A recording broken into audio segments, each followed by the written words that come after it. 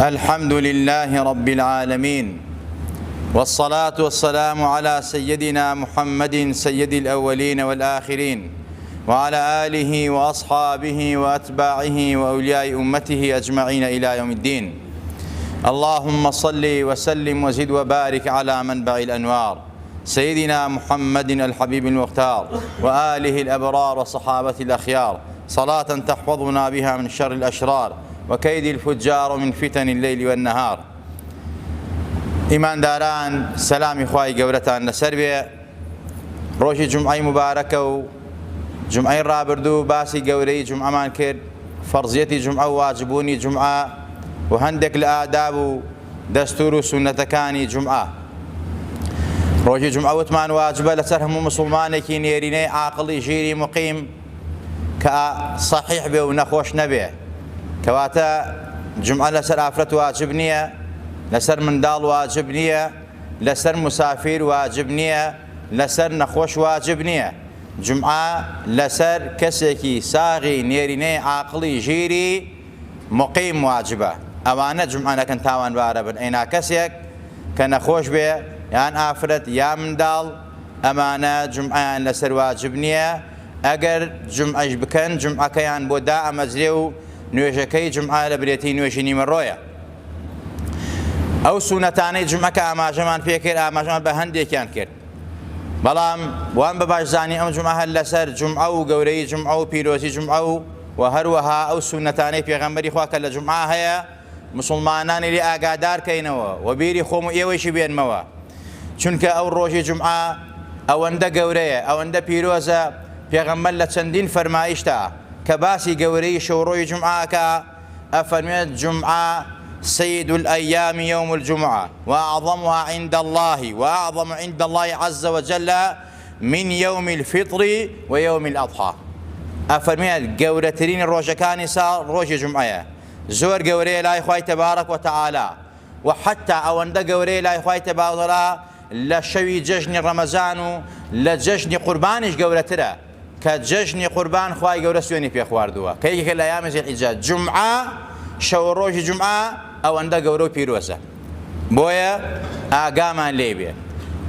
ئەوە فڕسەتێکی عومرە لە تەمەنی من و توە کە شەوی جومعە هات، ڕۆژی جومعە هات، باش خۆمانی بۆ ئامادەکەین بۆ عیبادەت، بۆ دوعاکردن، بۆ مناجات، بۆ ئەوەی کەوا خوا لە خۆمان ڕازی بکەین. یەکێ لەو سونەتانەی تەبعەن شوێنکەوتنی پێغەمبەری خوا صلی الله علیه فەزیلەتە، سەعادەتە، بەختەوەریە. خواهي تبارك وتعالى فرميت أطيعوا الله وأطيعوا الرسول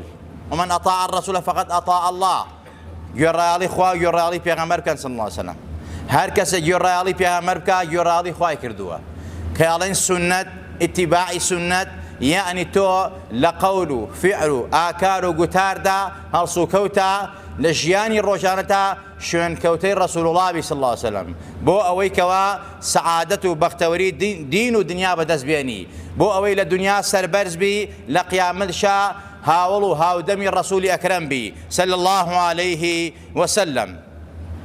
يكي لو سنة زمان خوشوردنا لروي جمعة، خوشوردنا هروا بآسانينا كيما بآساني بيقرين. پیغمبري خواه فرمي صلى الله عليه وسلم اگر كسيك او كما قال كسيك لأيوة أيوة بجمع باخوي بشوريا بوي هندي الأنواع فرمون أمر كي بو وجوبة. بلام زوريني علماء فرمون خوشورنك السنة، بلام اگر كسيك غسطي شرعي لسر بيه، احتلام بو بيه، ممارسة خيزاني كرد بيه، اما واجبه خوي بشوريا لقل خوشورنا واجبك نيتي سنة جمعة بيني براسي دو خيري بو أنوسيت أو غسلي واجبي در كردوا وغسلي سنة جمعيشي در كردوا. الغسل واجب، الغسل يوم الجمعة واجب على كل محتلم أي بالغ متفق عليه. پیغمبری خواه فرمی صلی الله علیه وسلم خوشوردنی روزانی جمعان واجبه لسر همو مسلمان کوا احتلام ببيت، يعني لشي قران ببيت، يعني بالغ بو بيت. هندي الانواع تفصيلان كردو، هندي احتلام يعني غسل شرعي لسر واجب بو بيت او كاتا واجبه لسر انا غسل شرعي لسر واجب با بالغ بيت سنه خوي بشوري واماجما بيك جمعي رابردو وثمان يكيك لوشتاني عقل شعوري انسان زيادك فهم ئینسان زیادەکە، شخصیەتی ئینسان بەرزەکاتەوە. وەک ئیمامی شافعی فەرمێت ئەوەیە کە ئینسان لە ڕۆژانی جمعانە یان هەفتەی جارێ دوو جار خۆی بشۆرێ بۆ خۆی و کەسایەتی و شخصیاتی خۆی جگە لەوەی سونەتی پێغەمبەری خواجە صلی الله علیه وسلم. و هەروەها نەزافەت لە جمعە، نەزافەت خۆشۆردن یەکێکە لەوانە بەڕاستی. ئەینا یەکێتر لەوانە کە پێغەمبەری خوا ئەمێت کە خۆی شۆری خۆی پاک و خاوێن ڕاگرێت، خۆی پاک و خاوێن ڕاگرێت. لە شتەکانی تریشە ئیبن ڕەجەبی حەنبەلی ڕەزا و ڕەحمەتی خوای لەسەر بێ ئەفەرمێت زاهیری قسەکەی پێغەمبەری خوا کە ئەفەرمێت ويتطهر ما استطاع من طهر كخوي باكاتو ببيتوانا ويسعدوا طاقتي خوي او شي اغريتوا سلكو بيسكاني لخوي كاتوا نكر ايو كاب خويا يعني جوان بصابون بشامبو امر وسائله وبمشي واسه خوي بشوري وهروها تقليم الاظافير نينو كاني لخوي بكاتوا سنه الرجاني جمعان لعصري بين شموه تا جمعه تواوبه نينا كردن سنته سخلتي على سيشمان ايغا سيشمان هي ليكراوا حتى إمام غزالي فرمت نينوك مو كردن لسشمانا مكان أما خلاف سنة پیغمبر خواه صلى الله عليه وسلم بويك لقديمانشا كادي خوي مسألة لسشمانا حلاق نبو لبر أو فرمايش أو زانا چونك قصي قديمان حكمتك تيايا وأسرك لسرا بويا براسي لبينشمانا أصلي بينشمان تاروي جمعة توابع نينو كردن سنة پیغمبر خواه فرمت صلى الله عليه وسلم هر كسي لبينشما يا لجمعاني نوك بكا أو كما قال او خوای تبع لي خوش به سير روج زیاتریش او هفته لي خوش به و سير روج زیاتریش و هروها مول خو كرنوا سنه دكاني فطرت ناس مثلا مو بن بال اواني تر براسي سنه لجمعانا يا لا بين شمانا امانه بكار ام سنه انا جيب بكريو خوي باكاتو شلون خوي اشوريت و هروها يجت لو سنه انا وك اما جمان بكر ئەوەیە کەوا بۆندان پێغەمبەری خوا صلی الله علیه و زۆر بۆنی پێخۆش بووە حتا ئەگەر خۆیشی بۆنی نەبووە هەرچەند خۆی بۆنی میسکی لێهاتووە بەڵام هەر بۆنی داوە لە خۆی ئەگەر بۆنیشی میسکی مەسەڵی نەباڵە بۆنی نەبووە بۆنی مناڵەکانی بەکارهێنا یعنی ئەوەندە بۆنی پێخۆش بووە پێغەمبەری خوا صلی الله عليه وسلم. وقد كان النبي صلى الله عليه وسلم من شدة اعتنائه ومحبته للطيب يستعمله حتى في شعره حتى پیغمبر خوا او اند پی خوش بو او بونی دا ولا قشی مبارک شي جاری و موکانی پیغمبر خوا موي سری سور بو لو اند موي او اند عطر بونی بکار او اند بونی بکار هنا و بو قشی مبارک یا بورشی مبارکی پیغمبر خوا صلی الله عليه وسلم. وهروها يكتب له سنتان پیغمبر خوا صلی الله عليه وسلم انسان كهاد بو جمعه وەکو جمعەی ڕاودا ماژەمان پێکرد زۆر لەسەر خۆی بێ بۆ جمعە پەلەپەل نەکا و ڕاوڕاوان نەکا کە هاتە مزگەوتی بەڕاستی لا يفرق بين اثنين يعني فەرق لە بینی خەڵکیان نەکات دوو نەفەر تۆزێ بینی تایە تۆ یەکسەر بڕۆیتە بینیان بەبێ ئیجازەیان يعني یان هەنگاو بەسەریان ئەمنێ ئەمە ئاماژەمان پێکرد ئەمە گوناهێکی زۆر گەورەیە. پیغمبر خوا فرمى صلى الله عليه وسلم من تخطى رقاب الناس يوم الجمعة اتخذ جسرا إلى جهنم هر كسي لجمعانا يا لنوجكاني تاك هاتنا ومزقود يعني خوي يكسر بو بيشو روي و هنقاوي بسر خلقانا پیغمبر خوا جسركي برو جهنم لي دعوة كهاتنا ومزقود لكيو شون بلو يا دانشة خلق آزار مدى خلق عزيز مدى چونك پیغمبر خوا بيكي لها ولكاني فرمو كهات بو مزقود فرموي اجلس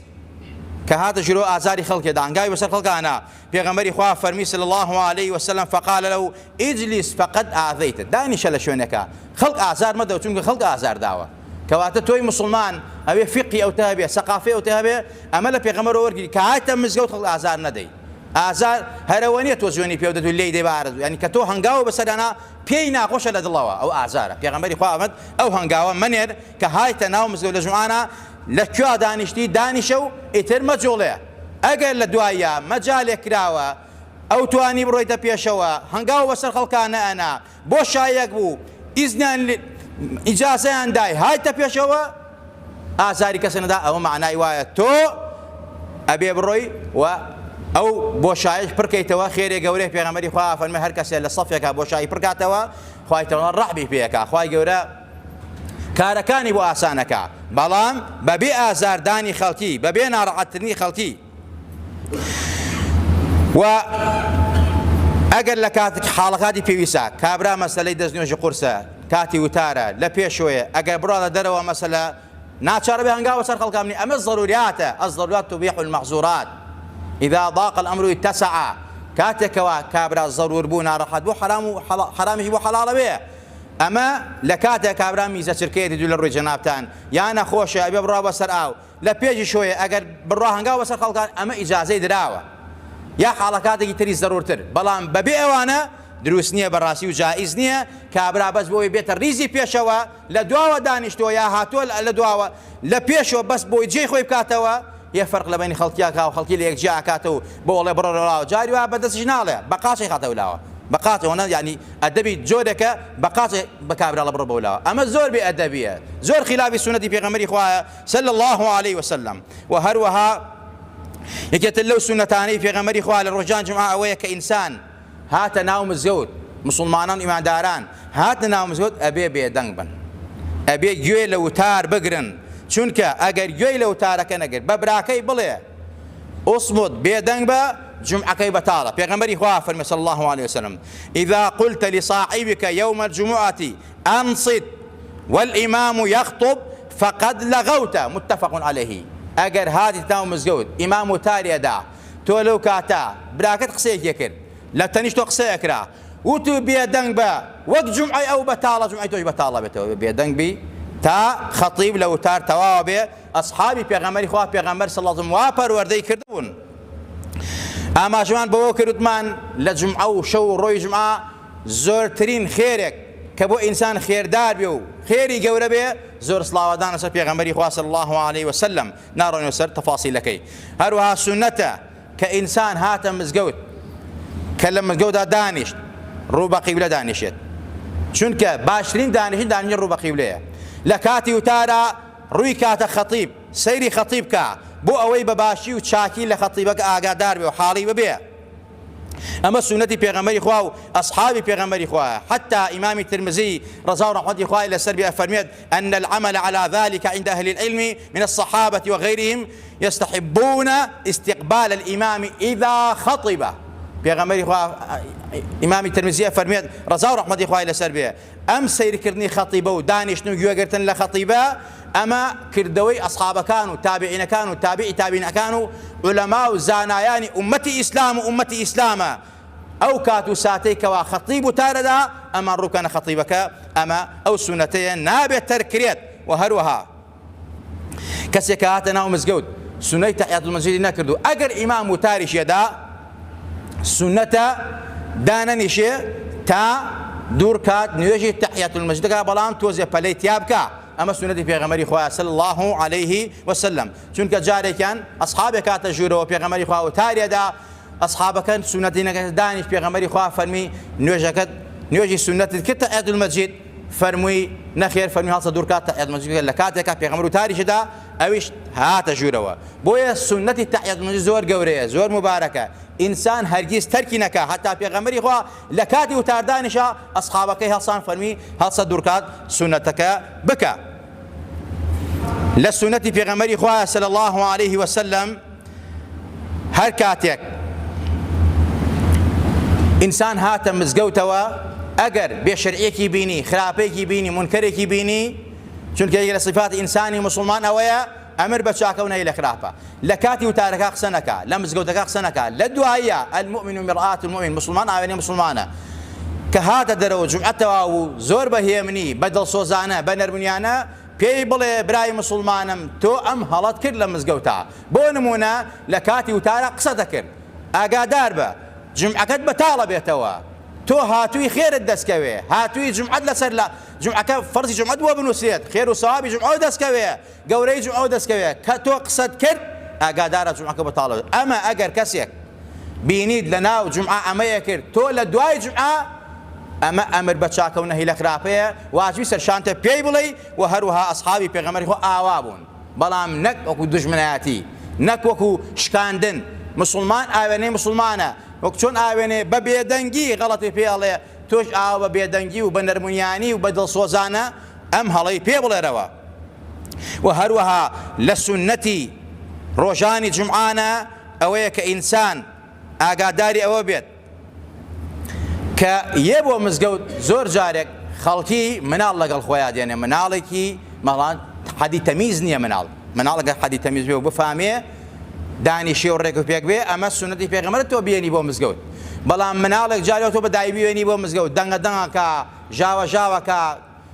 کارێکە هەتا خەڵکێک لە ناو تۆ بێزارە بێ. ئەمە کارێکە لەو کارە گوناهانەی کە زۆرێک لە مسلمانان بەڕاستی ئەمڕۆ گیرۆدەی بوون. دایکەکەی لە ماڵە مناڵەکەی وە پێشەوە دایوی و پێشەوە بیبە لەگەڵ خۆتا بۆ مزگەوت، ئەی توێنیتی بۆ مزگەوت ئەگریە مناڵە خەڵ ناڕەحەتەکە خەڵ بێ تاقەتەکە. ئەمەش خلافی سونەتی پێغەمبەری خوایە و چونکە پێغەمبەری خوا من مناڵەکانتان ئەوانەی کە تەمیزیان پێیانە کردووە بە مناڵ و شێت نێنە مزگەوت، چونکە مزگەوتەکان پیسەکەن. ئەگەر مناڵێک حەدی فامی ببێت بزانێ خۆی پاکاتەوە و نەسیحەت وەرگێ، ئەمە واجبە بێنی بۆ مزگەوت وەخاتە فێر بێ. بەڵام مناڵێک کە تۆ 2 ساڵە 3 ساڵە نازانێ، ئەمە بەڕاستی هێنانی بۆ مزگەوت عولەما و زانایان ئەفەرمێن ئینسان گوناهبارەکە نابێ بێنێ بۆ مزگەوت. سونەتەکانی ڕۆی جومعەیە ئینسان بتوانێ قورئان زۆر خوێنێ، نوێژ زۆر بکە. نوێژ لە جومعانە، جومعەیەکە 100 خەسایس و تایبەتی هەیە، لە ڕۆژانێ جیاوازە. حتا لە جومعانە مەسەلە لە ڕۆژانی ترا لە کاتی زەوالە کە هێشتا 2-3 دقەی ماوە بانگ لەو کاتە سونەت حرامە، بەڵام لە جومعە لەو کاتە حرام نییە. یعنی لە جومعانە ئینسان سونەت زۆر بکە، نوێژی سونەتی مطلق. مەسەلە سونەتی چێشتەنگامانێ 12 ڕکاتە، ڕۆژانە 4 کرد با لە جومعانە 8 بکە، 12 بکە. مەسەلە لە دوای نیمەڕوانە لەم کاتانە کە مەسەلەی دوای عەسر و دوای نوێژی بەیانی نەبێ، کاتێک مەکروهەکان نەبێ، ئیتر هەوڵ بە سونەت زۆر بکە. وەک چۆن سونەتە زۆر دوعا بکە، سونەتە زۆر نوێژی بکە، سونەتە زۆر قورئان خوێنێ. و یەکێتر لەو سونەتانەی کە سونەتە بیکە خوێندنی سوورەتی کەهفە، وەک چۆن لە شەوانە سوورەتی مولک سونەتە، لە جومعانیشە سوورەتی الكهف سنة. طبعا دیارە کۆمەڵ حکمەتی تایە خوێندنی سوورەتی کەهف. سوورەتی کەهف خوای تەبارەکەوتەعالا کە ناردووی بۆ پێغەمبەری خوا صلی الله علیه وسلم 4 قیسەی زۆر گرنگی تایە. حکمەتەکەی ئەوەیە خوێندرێت تۆ ئاگادار ئەبی لەو قیسانە، تۆ تێفکری لەو قیسانە. یەکەم قیسەی حەزەتی موسا و حەزەتی خضر، دووەم قیسەی ئەصحاب الجەنەتەین، ئەوانەی کە باخ و باخەتەکەیان بەڕاستی دنیا فریویدان و هەڵی خەڵەتاندن و بەهۆی دنیاوە تەرکی زکری خۆیان کرد. قیسەی ذی القرنین و هەروەها قیسەی عیلم و زانست، ئەمانە قیسانن کە لە قورئانە هەیە لە سوورەتی کەهفە. حکمەتەکەی ئەوەیە بخوێنرێت بۆ ئەوەی کە تۆ تێبگری و تێفکری لەو قیسانە دەرسی لێوەرگری. و حکمەتی گرنگتری ئەوەیە کەوا پێغەمبەری خوا فەرمێ صلی الله عليه وسلم لە حەدیثێکە کە ئەصحابی سونەن ڕیوایەتیان کردووە، أبو سعيد الخدري فرمێت أن النبي صلى الله عليه وسلم قال من قرأ سورة الكهف يوم الجمعة أضاء له من النور ما بين الجمعتين. هر کەسێ لە جمعە شەوڕۆی جمعە شەوەکەی یان ڕۆژەکەی بیخوێنە سوورەتی کەهف، ئەوە لەم جمعە بۆ جمعە خوا نورێکی پێ بەخشێ، بەو نورە بەڕاستی خوای تەبارەکەوتەعالا ئەی پارێزێ، بەو نورە خوا لێی خۆشە بێ، بەو نورە خوا عیزەتی پێ بەخشێ، بەو نورە خوا تەوفیقی ئەدا. بۆیە تەرکردنی سوورەتی کەهف لە جمعانە بەڕاستی مەکروهە، ئینسان سونەتە بیخوێنێت. ئەگەر نازانێت گوێی بۆ بگرێ، ئەگەر نازانێت خۆی فێرکە، هەر فێر نابێ. ئەمڕۆ وەسائل زۆرە، موبایلێک بێنێ سوورەتی کەهف خاتە سەری، هیتفۆنەکەی خاتە گوێی بۆی کە خەڵکی ئیزعاج نەکا، بینێتە گوێی و گوێی لێ بگرێت تا سوورەتەکە تەواو بێ وەکەوا خۆی خوێندبێت و خێریشی ئەگا. لە ڕوايەتی حاکمە واریدە ئەفەرمێت من قرأ سورة الكهف كما أنزلت كان له نورا يوم القيامة من مقام إلى مكة ومن قرأ 10 آيات من آخرها ثم خرج الدجال لم يسلط عليه. أفرمي هر کەسێ سوورەتی کەهف بخوێنێ لە ڕۆژی جمعەدا، ئەوە لە مەقام و شوێنی خۆی حتا مەکەی پیرۆز خوا نورێکی پێ بەخشێت. هەر کەسێک 10 ئاەتی سوورەتی کەهف لە ئەوڵۆ لەبەرکە خوا لە فیتنەی دەجال لێی پارێزێ، یا 10 ئاەتی سوورەتی ئەخیری بیخوێنێ بەس بە خوێندنی ئاەتی ئەخیری، ئەوە دەجال زاڵ ناوێ بەسەریا، فیتنەی دەجال زاڵ ناوێ بەسەریا. ئەمە سونەتی پێغەمبەری خوایە صلی الله عليه وسلم. و هەر لە جمعانە ئەمڕۆ عادەتێکەیە بەڕاستی ئەوەیە کەوا خەڵکێک بەس لە جمعانە ئەڕۆ بۆ زیارەتی قەبر، و ئەزانێ بەس زیارەتی قەبران لە جمعانە سونەتە. زیارەتی قوبر و وتارێکی تایبەتی لەسەر دێن بەڕاستی سونەتە لە مکاتەوە بە شەوە بە ڕۆژە لە جومعە لە شەممە لە پێنجشەممە لە هەر کەی ئەڕۆی بڕۆ سونەتی پێغەمبەری خوایە. بەڵام لە جومعانە خەڵکی ئێمە زیاتر عادەتی پێوە گرتووە کۆمەڵێ هۆکاری. یەکەم خەڵک لە جومعانە بەتاڵە و کار و کاسێکی وای نییە. دووەم لە جومعانە جومعە ڕۆژی زیکر و ڕۆژێکی پیرۆز و مبارەکە و هەموو شتێک زیکر و یادی پەروەردگارەکە. لەو ڕۆژە کە تۆ ئەڕۆیوە سەر قەبران بە ئومێدەوەی خوا بەهۆی ئەم ڕۆژە پیرۆزەوە لە مردۆکەت خۆش بێ. ئەمە عادەتی خەڵکیە. ئەینا وەک ئەرزم کردن جومعە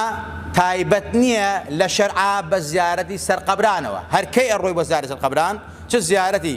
قەبرستانی عامە بێ پیاوچاکان بێ باوکو دایک بێ هەر کەسێکەیە هەر کەی ئەڕۆی تۆ ئادابی زیارەت وەک ئاماژەی پێکراوە لە شریعەتی پیرۆزی ئیسلامە ئەڕۆی تو هیچ مشکلەیەک نییە. خوای تبارك الله ملایەکمان خۆش بێ خوا لە گوناهمان خۆش بێ خوا عاقبەتمان بەخێر بێڕی خوا لە گوناه و تاوانی خۆمان و باوکو دایکمان خۆش بی. یا ربی خوای لێمان ڕازی بە خوایە بەرەکەت خارە حاڵ و ماڵ و ئەولادمانەوە وڵاتمانەوە نیشتیمانمانەوە. یا ربی خوایە گیان ئەوەی دۆستمانە دۆستی بی ئەوەی دوژمنمانە خوایە دوژمنی دین و خاک و وڵات و نیشتیمانمانە. ئەگەر شیاوی دادە خوایە دای ئەگەر شیاوی دایەتنی خوایە یا لە کۆڵمانی کەیتەوە یا تەفر و تونایکەیت و لە کۆڵمانی کەیتەوە یان هیدایەتی دەی پەروەردگارە. یا ربی خوای لێت ئەپارڕینەوە بە ئیسمی عەزەمی خۆت هیدایەتی گەنجە جوانەکانمان بی عاقبەتی پیرەکانمان بەخێر بگێڕی تەلەبەکانمان ناجێ و سەرکەوتووکەی بە ئاواتی خۆیانان بگەی بە تایبەت کۆمەڵە تەلەبە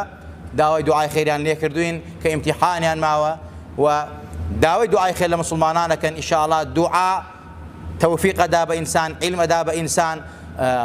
ئینسان موفقەکە. بۆیە ئەو تەلەبانە داوای دوعای خێریان کردو بەشکە موفق بن سەرکەوتوو بن خوای گەورە کار ئاسانیانەوە بکە زیهنیان بەقوت کە مێشکیان بەقوتە عیلم و زانە سۆرن دەرس و سەرکەوتوو بن. یا ربی خوای موفقیان کەی سەرکەوتویان کەی ئەوانش و تەواوی تەلەبەکانی هەموو لایەکمان. یا ربی خوای بە ئاواتی خۆیانیان بگەی. یا ربی خوای بە ئیمانمان ژەنەمان بەرنە زیندوومان کەرەوە. یا ربی خوای گیان لە ڕۆژی قیامەتشا لەسەر پردی سیرات وەک بەرقمان پەڕێنیتەوە پێغەمبەری نازدار سەڵات و سەلامی لەسەر بێ بانگمان بکا و دەرمان نەکا. یا ربی خوایە لە ڕۆژی قیامەتا لەژێر بەیداغ و پەرچەم و عەلەمی لا ئیلاهە ئیلا الله و محەممەد ڕزا عەشرمان کەی. یا ربی خوای لێت ئەپارڕێینەوە بە ئیسمی عەزەمی خۆت پەروەردگارە لە ڕۆژی قیامەتا خۆمان و باوکو دایکمان و دۆستان و خۆشەویستانمان لە خزمەت پێغەمبەرا حەشرکەی پێغەمبەریان بەدەستی مبارەی خۆی ئاوی کەوسەرمان باتێ لە تیونەتی و نەکبەتی دنیا و قیامەت ڕزگارمان بێ. خوایە شیفای نەخۆشەکانمان بە خوایە گیر گفتی هەموو لایەکمان چارەسەر کە بەتایبەت ئەوانەی گیر و گرفتیان هەیە مەشاکیلیان هەیە. یا ربی خوایە ئەوانەی منداڵێنە منداڵ ساڵحان بەری ئەوانەی هەیەن و ساڵینە خوایە بۆیان ساڵەکەی. یا ربی خوایە ئەوانەی هەیەن و مەفقود و دیار نیە خوایە بەیەکیان شادکەیتەوە. خوایە شیفای نەخۆشی خەستەخانەکانمان بی. خوایە ئەو نەخۆشانەی کە لە خەستەخانن داوای دوعای خێران کردووە. یا ربی خوایە ڕەحمات و بەرەکاتی خۆت بڕژێنە بەسەریانە. خوایە شیفای عەجۆ پەلیان بۆ بنێرە ئەو نەخۆشانەی لە ماڵە زەلیل و ناڕەحەتن خوایە ڕەحمی خۆتیان بڕژێنە بەسەرا. یا ربی خوایە ڕەحمیان پێ بکە زەلیلی سەر جێگایان مەکە شیفای عاجلان بۆ بنێرە خوایە بەرەکەت بڕژێنە بەسەر ئێمەش ئەوانیشە. یا ربی خوایە لێت ئەپارڕێینەوە بە ئیسمی عەزەمی خۆت خوایە دەستمان بۆ لای تۆ بەرکەوە دوعاکانمان لێ قبوڵ کە خەجاڵەتی دین و دنیامان مەکە محتاجی مرد و نامردمان مەکە. خوایە وڵاتمان پڕخێر و خۆشی کە کوردستانمان ئاوادان کە. یا ربی خوایە لە بەڵاو لە وەبا و لە فیتنە و لە ئاشوب و لە زاڵم و لەستەمکار وڵاتمان پارێزاو کە. آمین آمین. أقول قولي هذا وأستغفر الله لي ولكم ولسائر المسلمين.